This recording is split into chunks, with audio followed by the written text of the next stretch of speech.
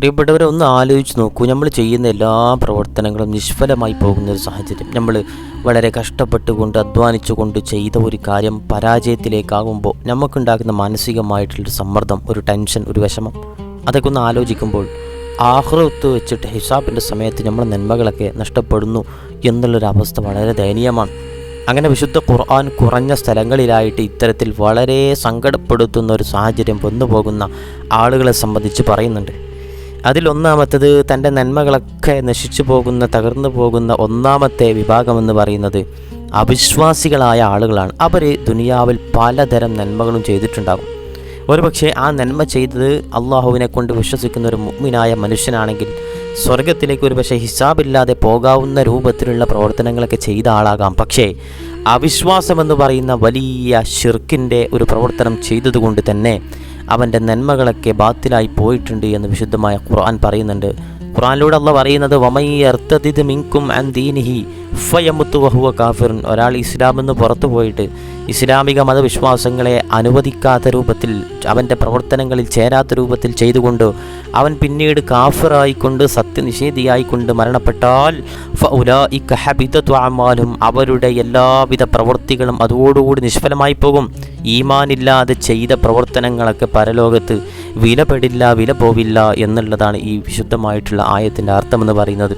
അതുകൊണ്ട് മതം വിട്ട് കാഫിറായി പോകുന്ന ആളുകളൊക്കെ ഒരുപക്ഷെ ഇതൊക്കെ ഒരു തമാശ രൂപത്തിൽ, അല്ലെങ്കിൽ ഇതൊക്കെ വിശ്വാസയോഗ്യമല്ല എന്ന രൂപത്തിൽ കാണുന്ന ആളുകളാകാം അവർ. എങ്കിൽ പോലും ഈമാനുള്ള ആളുകൾ മനസ്സിലാക്കേണ്ടത്, വിശ്വാസം നഷ്ടപ്പെട്ടാൽ അള്ളാഹിൻ്റെ കോടതി ചെല്ലുന്ന സമയത്ത് നന്മകൾക്കൊക്കെ വില പോകില്ലാത്ത ഒരു സാഹചര്യം വരും.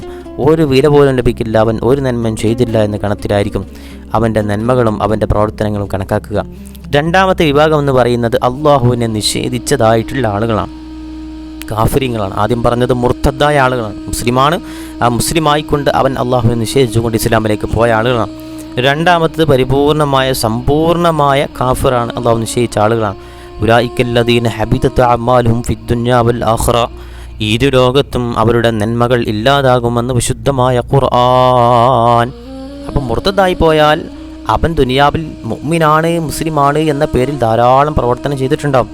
അത് ആഖിറത്തിൽ ചെല്ലുമ്പോൾ നിഷ്ഫലമായി പോകും. രണ്ടാമത്തത് പറഞ്ഞത് തനിയെ കാഫിറാണ്, അവൻ മുസ്ലിമായിക്കൊണ്ട് തന്നെ ജീവിച്ച ആളാണ്. അവൻ്റെ ദുനിയാവിലും ആഖിറത്തിലും അവൻ്റെ അമലുകൾക്ക് വിലയില്ല എന്ന് അള്ളാഹു സുബ്ഹാനഹു വ തആല പഠിപ്പിക്കുന്നുണ്ട്. മൂന്നാമത്തത് അള്ളാഹുവിൻ്റെ കൂടെ മറ്റൊന്നിനോട് ശിർക്ക് വെക്കുക, അള്ളാഹുവിനോടൊപ്പം മറ്റൊരു ഇലാഹുണ്ട് എന്ന രൂപത്തിൽ കൂട്ടുകൂടൽ നടത്തിക്കൊണ്ട് ഇലാഹിൻ്റെ തൗഹീദിനെ നശിപ്പിക്കുന്ന രൂപത്തിൽ പ്രവർത്തിക്കുന്ന ആളുകൾ.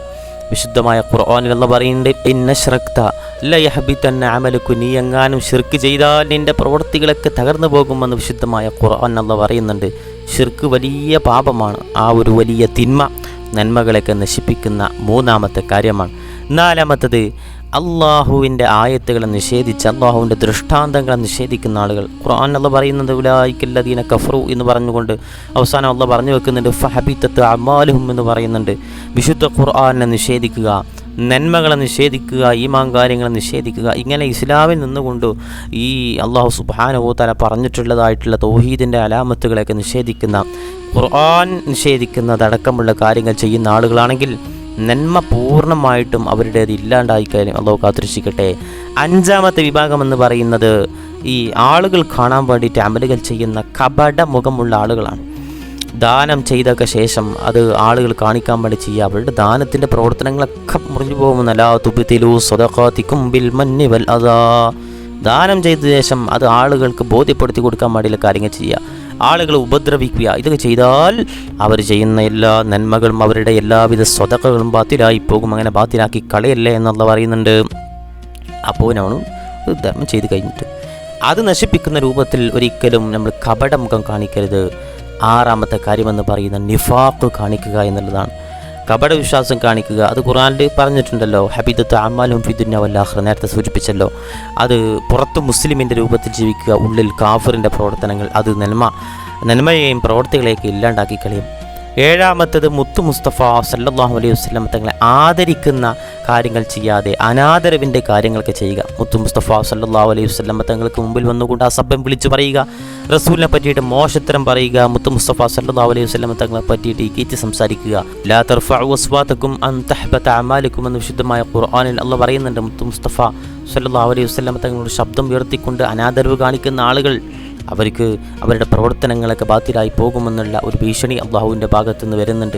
ഇങ്ങനെയുള്ള കാര്യങ്ങളൊക്കെ പ്രത്യേകം ശ്രദ്ധിക്കുക. അതുപോലെ തന്നെ ഈ റിയാവുമായി ബന്ധപ്പെട്ടുകൊണ്ട് മുത്തു മുസ്തഫ സല്ലല്ലാഹു അലൈഹി വസല്ലം തങ്ങൾ പറയുന്നുണ്ട്, ഏറ്റവും വലിയ ഞാൻ ഏറ്റവും കൂടുതൽ നിങ്ങളിൽ ഭയപ്പെടുന്നത് ഏറ്റവും ചെറിയ ഒരു ശിർക്ക് സംഭവിക്കലിനെയാണെന്ന് മുത്തു മുസ്തഫ സല്ലല്ലാഹു അലൈഹി വസല്ലം തങ്ങൾ പറയുന്നത്. ഇന്ന അഖ്വഫ മാ അഖാഫു അലൈക്കും അശ്ശിർക്കൽ അസ്അർ, നിങ്ങളിൽ നിന്ന് ഞാൻ ഭയക്കുന്നത് ഒരു ചെറിയ ശിർക്ക്, ചെറിയ അള്ളാഹുവിനോട് പങ്കു ചേർക്കുന്നത് പോലുള്ളൊരു പ്രവർത്തനം സംഭവിക്കുമെന്നുള്ള ഒരു കാര്യമാണ് എന്ന് പറഞ്ഞപ്പോൾ സ്വഹാബത്ത് ചോദിക്കുന്നുണ്ട്, മശ്ശിർക്കുൽ അസ്ഗർ, സുരേ വലിയ ശിർക്ക് ഏതാണെന്നറിയാം, അള്ളാഹുവിനോട് പങ്കു ചേർക്കലാണ്.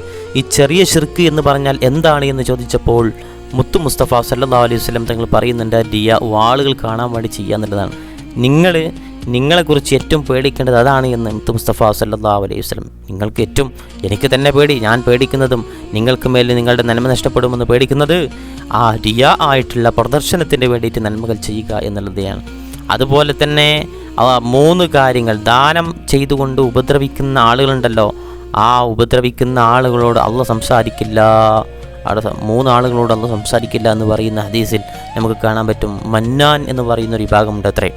മന്നാൻ എന്ന് പറഞ്ഞാൽ ദാനം ചെയ്തിട്ട് അതിങ്ങനെ എടുത്ത് പറഞ്ഞിട്ട് ആ ദാനം സ്വീകരിച്ച ആൾക്ക് പിന്നീട് ആ സ്വീകരിക്കപ്പെട്ട ദാനം കൊണ്ട് ജീവിക്കാൻ പറ്റാത്ത സാഹചര്യം വരിക എന്നുള്ളതാണ്. ദാനം ചെയ്തു, പക്ഷേ ആളുകളോടൊക്കെ പറയാം ഞാൻ വാങ്ങിക്കൊടുത്തതാണ്, എൻ്റെ പൈസയാണെന്നൊക്കെ പറയുമ്പോൾ അപമാനമാണത്. അത്തരം കാര്യങ്ങൾ ചെയ്യുന്നത് നമ്മുടെ നന്മകളൊക്കെ നശിപ്പിച്ച് കളയുമെന്ന്. അതുപോലെ തന്നെ ഈബത്ത് പരസ്പരം സംസാരിക്കുക എന്നുള്ളതാണ്. ആഖിറത്ത് ചെല്ലുമ്പോൾ നിങ്ങൾക്കറിയുമോ ആരാണ് മുഫ്ലിസ് എന്ന് മുസ്തഫ സല്ലല്ലാഹു അലൈഹി വസല്ലം, ആരാണ് പാപ്പരനായിക്കൊണ്ട് ആഖിറത്തിൽ കാണുക എന്ന് മുത്തു മുസ്തഫ സല്ലല്ലാഹു അലൈഹി വസല്ലം തങ്ങൾ പരിചയപ്പെടുത്തുന്നത്. അവിടെ ഇത്തരത്തിൽ മറ്റുള്ളവരെ അപമാനിച്ചുകൊണ്ട് നിൽക്കുന്ന ആളുകളുണ്ടല്ലോ, അവൻ ഖിയാമത്ത് നാളിൽ വരും. ഫയൗത ഹാദാ മിൻ ഹസനാത്തി, എന്നിട്ട് മറ്റുള്ളവർക്ക് ഇവൻ്റെ അമലുകളൊക്കെ അങ്ങനെ നൽകപ്പെടും. മറ്റുള്ളവരെ അപമാനിച്ചാൽ സ്വന്തം നന്മകൾ മറ്റുള്ളവർക്ക് കൊടുത്തുകൊണ്ട് അവഹേളിക്കപ്പെടുമെന്ന് മുത്തു മുസ്തഫ സല്ലല്ലാഹു അലൈഹി വസല്ലം. അതുകൊണ്ട് തന്നെ നന്മകൾ തകർന്നു പോവാതിരിക്കാൻ നമുക്ക് ചെയ്യാൻ പറ്റുന്ന കാര്യം, ഒന്നാമത്തത് നമ്മുടെ തൗഹീദിനെ, അതായത് ശിർക്ക് വരുന്ന കാര്യങ്ങളെ തൊട്ട് സൂക്ഷിച്ചുകൊണ്ട് തൗഹീദിനെ അടിയുറപ്പിക്കുക എന്നുള്ളതാണ്. ശുദ്ധമായ ഈമാൻ ഖൽബിനുള്ളിൽ നമ്മൾ വ്യാപിപ്പിക്കണം, നിലനിർത്തണം.